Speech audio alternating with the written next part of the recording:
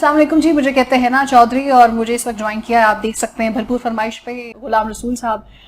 He has been allocated, he has cleared his CSS in 2021, allocated in police services of Pakistan, LLB किया, LLM किया human rights law में। अमूमन हम current affairs पे बात करते हैं, सोशल इश्यूज पे बात करते हैं, तो मैंने सोचा फरमाइश भी बहुत आई सर कि किसी सीएसपी को बुलाइए और कुछ सवालात हैं उनको एड्रेस करना है, तो मैंने सोचा you are the most relevant and the perfect person to answer these questions. पहले तो बहुत शुक्रिया आपने मुझे ज्वाइन किया।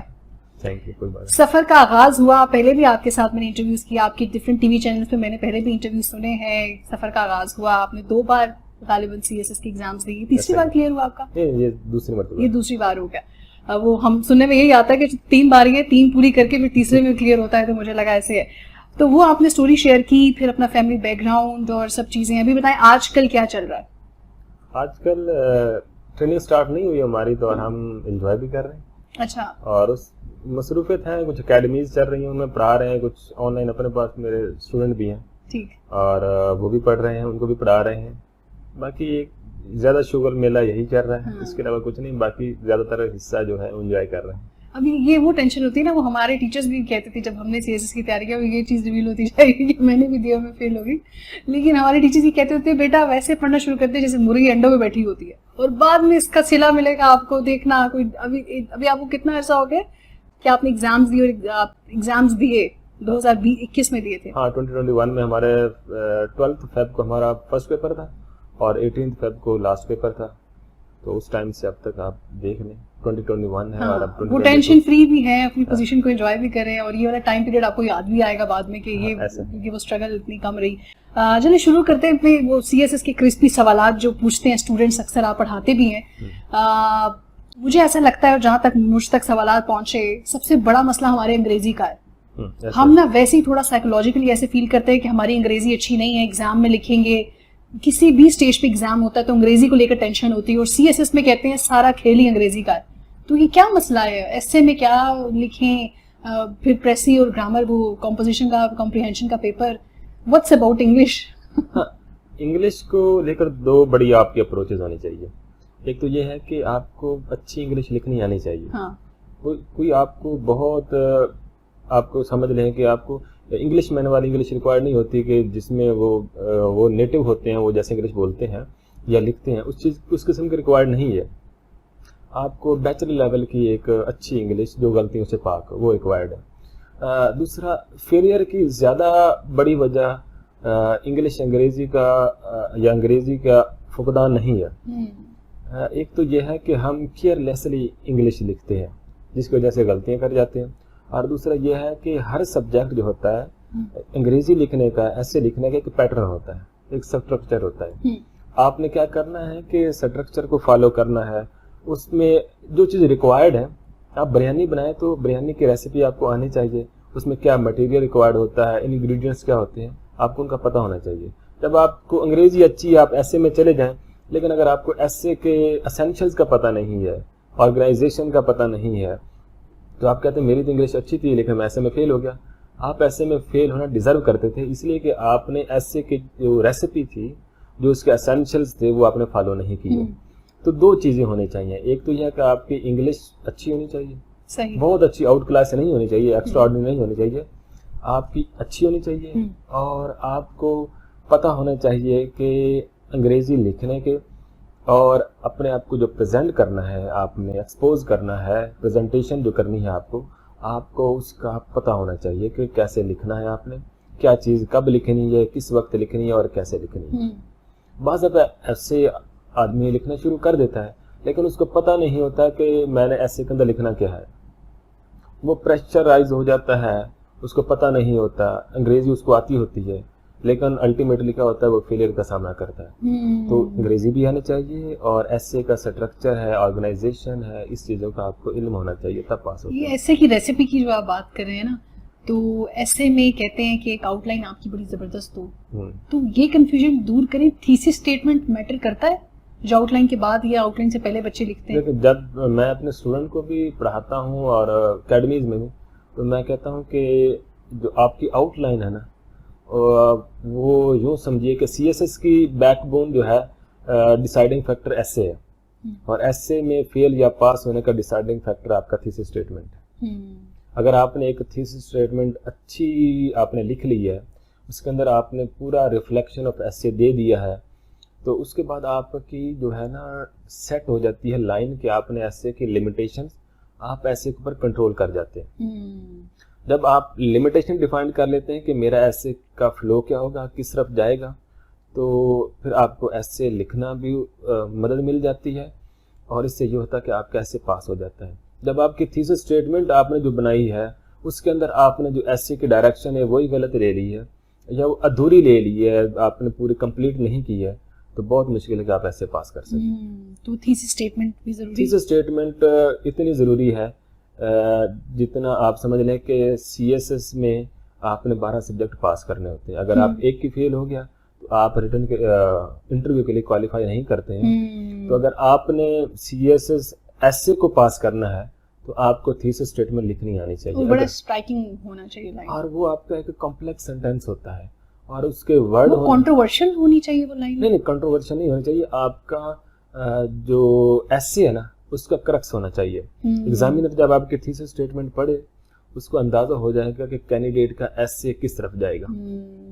इधर के ये जो मैंने जो पूछा है ये इसने मुझे वही दिया है या जो मैंने पूछा है इसके ये 180 डिग्री पे चला गया है, तो ये आपका मालूम होना और चाहिए। जो हर पैराग्राफ हम लिखते हैं, एक पैराग्राफ कितनी लाइंस पे मुश्तमिल होना चाहिए? अच्छा, ये आपका जो इंट्रोडक्शन है ना, मुख्तलिफ टीचर रिकमेंड करते हैं आपका इंट्रोडक्शन जो होना चाहिए वो मेरे नज़दीक है 300 वर्ड का। अच्छा। आपका कंक्लूजन होना चाहिए 150 से अबव कंक्लूजन। अप्रॉक्सीमेटली कितनी लाइंस बनती हैं? 300 वर्ड्स की आप यो समझ लीजिए कि आपके 2 पेजेस जो है ना एफपीएससी की जो शीट होती है ना, वो 2 पेजेस बन जाते हैं। 2 पेजेस से थोड़ा सा क्रॉस भी कर सकते हैं। अगर आप थोड़ा सा बड़ा लिखते हैं और स्पेस जो वर्ड्स के दरमियान ज़्यादा देते हैं तो हो सकता है आपका 2 से 2.5 पेजेस में चले जाए। और जो आपके बॉडी पैराग्राफ्स होते हैं वो बॉडी पैराग्राफ्स कोशिश कीजिए कि आपका उसके अंदर 120 से 130 वर्ड्स होने चाहिए, 150 तक भी हो जाए और वो आपका एक पेज बन जाता है। एफपीएससी के जो शीट होती है उसका एक पेज बन जाता है। अच्छा। तो आपने इतना तो पैराग्राफ की जो स्टार्टिंग लाइन है वो जब हम एक पैराग्राफ खत्म कर रहे हैं और दूसरा स्टार्ट कर रहे हैं तो वो रिलेट करनी चाहिए, ऐसा भी कुछ? टीचर्स कहते हैं रिलेशन होना चाहिए, जरूरी नहीं है। आपका एक टॉपिक है उसके ऊपर अगर आपने बॉडी पैराग्राफ देने हैं तो बॉडी पैराग्राफ जो आपने एक दिया है वो इटसेल्फ इतना कंपोज होना चाहिए कि वो कंप्लीट मीनिंग बयान कर दे। उसके अंदर 3 चीजें बुनियादी होती हैं, पूरे एसे के अंदर भी ये 3 चीजें होती हैं और हर आपका जो बॉडी पैराग्राफ है उसके अंदर भी 3 चीजें होती हैं। सबसे पहले थी टॉपिक स्टेटमेंट। आप टॉपिक स्टेटमेंट पूरे पैराग्राफ का जो क्रक्स होता है वो आपकी फर्स्ट जो है स्टेटमेंट होती है जिसे आप कहते हैं टॉपिक स्टेटमेंट। उस टॉपिक स्टेटमेंट को आप प्रूव करने के लिए क्या करते हैं, evidence, reason, facts, figure, statistic, arguments देते हैं।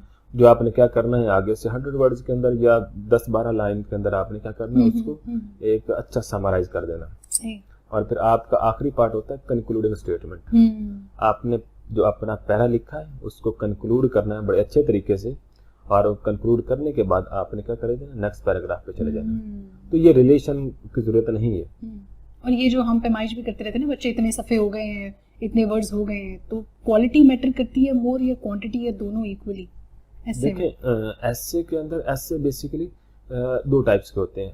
मेरे नज़दीक ऐसे की कोई किस्में नहीं है, लोग बनाते हैं डिस्क्रिप्टिव ऐसे व आर्गुमेंटेटिव ऐसे। मेरे नज़दीक नहीं है। आपको डिस्क्रिप्टिव के अंदर आर्गुमेंट देना होता है और आर्गुमेंटेटिव ऐसे के अंदर आपको डिस्क्रिप्शन देनी पड़ती है। ये ओवरलैप होते रहते हैं। ज़्यादा मैटर तो क्वालिटी करती है, लेकिन क्वांटिटी आपकी जो हो उसको भी आप निगेट नहीं कर सकते। यानी कि आपसे उन्होंने मांगा है, वैसे एफपीएससी कहता है कि 3000 वर्ड कैसे होना चाहिए, आप 3000 का नहीं लिख सकते। जब लिखने बैठ जाते हैं तो आपकी क्वालिटी गिर जाती है। क्वालिटी टेंशन में रहते हैं ना कि सफ़े भरने 3000 वर्ड का मैं कैसे लिख पाऊंगा। तो आपने 3000 का नहीं लिखना था, आपने 1800-2000 वर्ड का लिखना होता है। ठीक है, 1700 हो जाए, आपके 1600 वर्ड्स हो जाए, 1500 भी इवन हो जाए, लेकिन उसके अंदर अगर अच्छा, आपने ऐसे लिखा अच्छी है। क्वालिटी प्रोड्यूस की है तो आप पास हो जाते हैं। लेकिन अगर आपने क्वालिटी अच्छी नहीं दी और आपने 2500 वर्ड का लिख ड्रैग ही दिया, किया सिर्फ। आप सिर्फ लेंथ और घुमाते गए और अच्छा, यू आर एग्जामिनर को पता चला यार क्या ना क्या चाहता है, हाँ, आखिर आप क्या उसको ना क्या घुमा के चाहते रख हो। दे। तो वो जो बच्चे कहते हैं ना 6 नंबर आए 9 नंबर आए तो वो हाँ। घुमा के रख देते हैं, हम इसलिए आते हैं। हाँ, वो- अच्छा, ये आपने अपने बैच में whole Pakistan you have top Islamiyat in Islam है और पंजाबी पंजाबी में और इस्लामियात में आप इस्लामियात में मेरा सेकंड हाईएस्ट स्कोर है। अच्छा इस्लामिक स्टडी का यह है कि मेरा इस्लामिक हिस्ट्री में बैकग्राउंड भी है, क्योंकि मैंने LLB शरीयन लॉ किया है, जिसमें हमने इस्लामिक लॉ को उसका पढ़ा है। और इसके अलावा मैं इस्लामिक स्टडी पढ़ाता भी रहा हूँ, अच्छा इवन CSS से पहले बच्चों को पढ़ाता रहा हूँ। और इसलिए उसमें मेरे कंसेप्चुअल क्लैरिटी बहुत अच्छी थी। तो एक तो ये वजह थी। इस्लामियात में बच्चे क्यों फेल हो जाते हैं? अच्छा देखिए, हर सब्जेक्ट की अपनी एक नेचर होती है। कुछ सब्जेक्ट होते हैं बड़े अनप्रिडिक्टेबल होते हैं, हाँ जो प्रिडिक्ट कर नहीं किए जा सकते आपके। इस्लामियात उनमें से एक है। और आपसे एग्जामिनर रिक्वायर करता है कि आप इस्लामियात को on the line of Islamic study ही लिखें, उसमें आप इस्लामिक स्टडी का कॉन्सेप्ट दें। आप जनरल नेचर के अंदर पेपर लिखना शुरू कर देते हैं, आप इस्लामिक स्टडी को बड़ा लाइट ले लेते हैं कि इस्लाम की बातें हम उनको घुमा फिरा कर लिख लेंगे। वो अपना खुदा ना साहब वो अपनी कुरान मजीद बच्चे वो बनाना शुरू हो जाते हैं। अपनी वो कंसेप्चुअल क्लैरिटी नहीं लेते हैं। और एग्जामिनर आपको पता है कि एक दो सवाल तो आसान देता है, लेकिन कुछ सवाल वो बड़े इस्लामियात के एकेडमिक फील्ड से देता है। हाँ, जैसे इज्तिहाद है, इज्मा है, हाँ, कुछ ऐसे कि जिन्होंने पढ़ा है वही आंसर कर सके। इस्लामिक पॉलिटिक्स है उससे पूछ लेता है, इस्लामिक गवर्नेंस सिस्टम है वहां से पूछ लेता है। तो बच्चों ने तो जनरल नेचर के अंदर तैयारी की होती है इस्लामियात, जैसे उन्होंने वो कहते हैं जिस तरह FSC में इस्लामिक स्टडी पढ़ी थी, जिस तरह 10th में पढ़ी थी उसी तरह होगा और कर लेंगे। तो वैसे आंसर और अंग्रेजी उर्दू का जो डिफरेंस है, कहते हैं अंग्रेजी में करो तो ज्यादा बच्चे पास हो जाते हैं, उर्दू में फेल हो जाते हैं। नहीं, क्योंकि हमारे बहुत सारे मौलवी हजरात को अंग्रेजी नहीं आती, लोग बच्चे ये रीजन बताते हैं। असल जो एग्जामिनर होता है या पेपर चेकर होता है, वो क्या है कि प्रोफेसर होता है। तो उसमें मुमकिन है मे भी उसका अंग्रेजी में थोड़ा सा तंग हो, लेकिन मैंने जो इस्लामिक स्टडी थी वो मैंने उर्दू में अटेम्प्ट की थी। सही। तो अगर आपके कॉन्सेप्ट क्लियर बहुत अच्छे हैं और उर्दू आप अच्छा लिख लेते हैं तो मैं रिकमेंड करता हूं कि आप उर्दू में अटेम्प्ट करें, स्कोर अच्छा आता है। इस्लामिक स्टडी के अंदर आप क्या है, अगर इंग्लिश में अटेम्प्ट करते हैं तो आपका स्कोर आपको एवरेज मिलता है, एवरेज स्कोर मिलता है। लेकिन अगर आप इस्लामिक स्टडी को उर्दू में अटेम्प्ट करते हैं और आपकी उर्दू की राइटिंग ठीक है, गलतियों से पाक है और आपके पास कंसेप्चुअल क्लैरिटी है, तो आप क्या कर सकते हैं, बहुत अच्छे नंबर ले सकते हैं। आप अच्छा। 60+ ले सकते हैं और इस्लामियत में 60+ आना बहुत अच्छी बात है। अच्छा, अब आपको लगता है सर कि जितना पहले टाइम में CSS से बड़ा मुश्किल सी चीज समझी जाती थी, अभी भी समझी जाती है, very prestigious job in Pakistan, जितना मुश्किल था अटेम्प्ट देना, फिर अटेम्प्ट करना, उसको क्लियर करना, तो अभी भी इतना मुश्किल है या अकेडमीज ने मुश्किल हल कर दी है? नहीं, अकेडमीज ने ये कंफ्यूजन ज्यादा बढ़ा दिया अकेडमीज। मुझे अक्सर दोस्त जो है ना वो क्रिटिसिज्म की वजह से जानते हैं कि आप अकेडमीज के ऊपर, बाज़ वक़्त CSVs के ऊपर भी आप क्रिटिसाइज बड़ा करते हैं। मैं करता हूँ।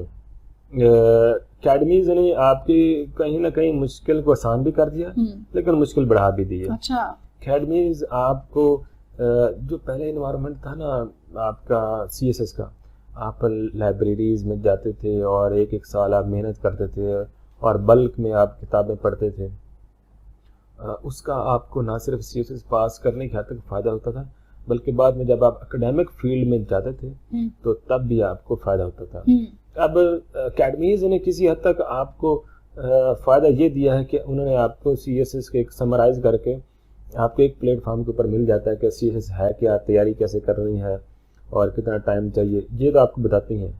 आप कहें कि अकेडमीज तैयारी करवाती हैं तो ये बात गलत है। और ये बात गलत है, हाँ, ये गलत है। और जो बच्चे पूरा रिलाई कर लेते हैं ना, क्योंकि कुछ अकेडमीज नहीं, I am not criticising any academy, but I have experience this thing कि एक बच्चों को ये बता देना कि भाई ये जो है ये इंपॉर्टेंट टॉपिक्स हैं, ये हमारे मैट्रिक FSC की बातें हैं, वो की बुक्स हमें दे देना, वो की नोट्स दे देना कि ये इंपॉर्टेंट है, कि आपने ये चीज़ें पढ़नी है, जैसे ब्रेग्जिट वाला इशू चल रहा है, कश्मीर इशू चल रहा है, मुख्तलिफ इशूज़ जो हॉट हैं उनको लगता है कि ये पेपर में आएंगे, तो बच्चों का पूरा फोकस होता है, वो माइंड बना लेते हैं कि पेपर में इसी तरह की चीज़ें आ सकती हैं।